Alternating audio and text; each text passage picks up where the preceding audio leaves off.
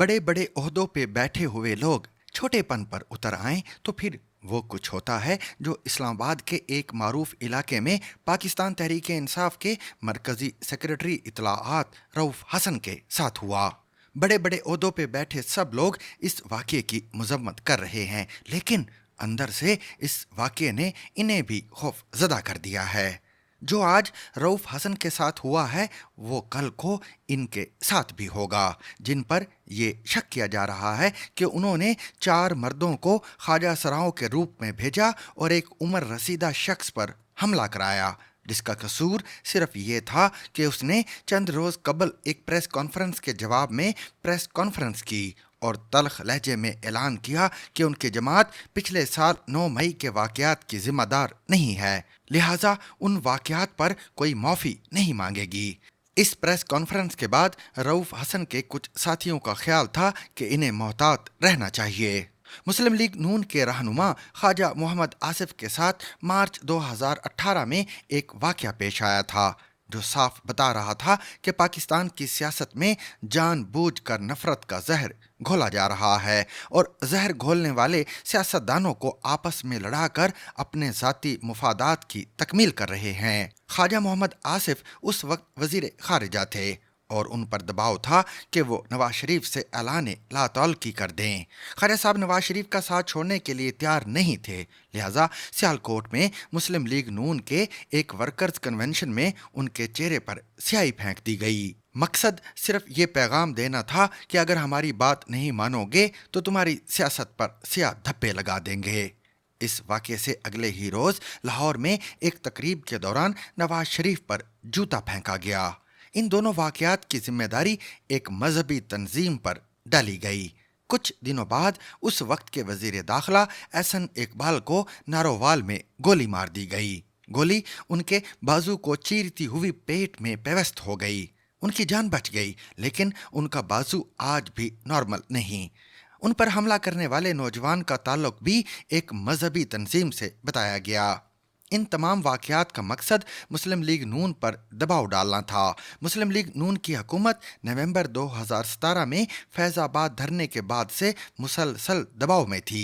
बज़ाहिर ये धरना एक मजहबी तंजीम ने दिया था, लेकिन दर पर्दा इस धरने से फ़ायदा कोई और उठा रहा था और इन तमाम किरदारों को सुप्रीम कोर्ट की तरफ से फैज़ाबाद धरना केस के फैसले में बेनकाब कर दिया गया। सितम ज़रीफ़ी देखिए कि जिन ताकतों ने 2018 में मुस्लिम लीग नून के हाथ पांव बांध कर तहरीक इंसाफ को इक़्तिदार दिलाया, नवंबर 2022 में इमरान खान ने उन्हीं ताकतों को खुद पर कातलाना हमले का जिम्मेदार करार दिया। एहसन इकबाल पर गोली चलाने वाले आबिद को एक मजहबी जमात का कारकुन बताया गया और इमरान खान पर गोली चलाने वाले नवीद को भी एक मजहबी इंतहा पसंद करार दिया गया। मुस्लिम लीग नून के कायद नवाज शरीफ अपनी तकारीर और बयानात में उस वक्त के army chief general Qamar Javed Bajwa और ISI के सरबरा फैज़ हमीद के खिलाफ शिकवे शिकायतें करते रहे, लेकिन फिर इन्हीं दो साहिबान ने इमरान खान पर दबाव डाला कि वो नवाज शरीफ को तिब्बी बुनियादों पर बैरून मुल्क जाने की इजाज़त दें। इस सिलसिले में इस्लामाबाद हाई कोर्ट के एक जज जस्टिस अतर मिनल्लाह ने इलाज के लिए नवाज शरीफ को चंद हफ्तों तक बैरून मुल्क रहने की इजाज़त भी दे दी। बाद अज़ां नवाज शरीफ ने जनरल कमर जावेद बाजवा की मुद्दत मुलाजमत में तोसी की इजाज़त देकर उनके एहसान का बदला चुका दिया। इमरान खान को बतौर वज़ीर आज़म ये गलत फहमी थी कि इस्टेब्लिशमेंट के पास इनके सिवा और कोई चॉइस नहीं। जब DGI-SI के ट्रांसफ़र पर जनरल बाजवा के साथ उनका इख्तलाफ हुआ तो उन्होंने अपने कुछ करीबी साथियों से कहा कि घबराओ नहीं, ये मुझे हटाकर आसिफ जरदारी या शहबाज शरीफ को नहीं ला सकते। यही गलत फहमी इनकी हुकूमत के खात्मे का बाइस बनी। आज आसिफ अली जरदारी सदर और शहबाज शरीफ वज़ीर आज़म हैं, लेकिन इन दोनों की हुकूमत अवामी ताईद से महरूम नजर आती है। रऊफ हसन पर होने वाले हमले से हुकूमत की साख मजीद मजरूह हुई है और तहरीक इंसाफ के लिए हमदर्दी में इजाफा हुआ है। आजकल शायद मुस्लिम लीग नून की क़यादत भी इसी गलत फहमी का शिकार है कि शहबाज शरीफ को हटाकर इमरान खान को दोबारा वज़ीर आज़म नहीं बनाया जा सकता। याद कीजिए कि जनरल बाजवा ने इमरान खान को कब आंखें दिखानी शुरू की थी। یہ وہ زمانہ تھا جب عدلیہ اور میڈیا کے ساتھ محاذ آرائی کے بعد عمران خان کی حکومت اتنی غیر مقبول ہو گئی تھی کہ اس کے اپنے ارکان اسمبلی نے آنکھیں دکھانی شروع کر دی تھیں اور خان صاحب کو قومی اسمبلی میں بجٹ منظور کرانے کے لیے آئی ایس آئی کی مدد حاصل کرنا پڑتی تھی۔ عمران خان کی یہ مشکلات وزیر اعظم بننے کے 1 سال بعد شروع ہوئی تھیں، لیکن شہباز شریف کی حکومت نے عدلیہ اور میڈیا کے ساتھ محاذ آرائی کے لیے فاسٹ ٹریک پالیسی اختیار کر رکھی ہے۔ جس جج نے نواز شریف کو علاج کے لیے بیرون ملک جانے کی اجازت دی، اس جج کی آج کردار کشی کی جا رہی ہے۔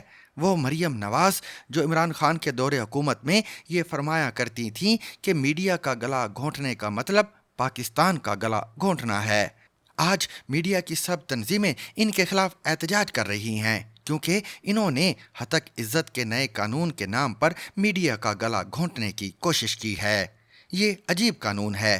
اس قانون کے تحت بشرا بی بی کو پنکی پیرنی کہنے والوں کے خلاف کارروائی ہو سکتی ہے اور جب تک مقدمے کا فیصلہ نہیں ہوتا مقدمے کی کارروائی کو رپورٹ بھی نہیں کیا جا سکتا۔ مجھے وفاقی حکومت کی ایک عام شخصیت نے چند دن قبل یقین دلایا تھا کہ پنجاب حکومت اس قانون کو موجودہ شکل میں منظور نہیں کرائے گی، لیکن پنجاب حکومت نے یہ قانون افراتفری میں منظور کرا دیا ہے۔ یہ مت سمجھیں کہ تمام سٹیک ہولڈرز اس قانون کے پیچھے کھڑے ہیں۔ آثار بتا رہے ہیں کہ اس قانون کی منظوری نے سٹیک ہولڈرز میں اختلاف رائے پیدا کر دیا ہے۔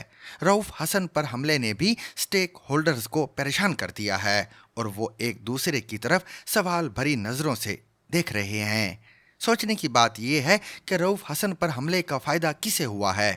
کہیں ایسا تو نہیں کہ سیاسی جماعتوں کو اداروں سے لڑا کر کچھ لوگ اپنا الو سیدھا کرنے کی کوشش میں ہیں؟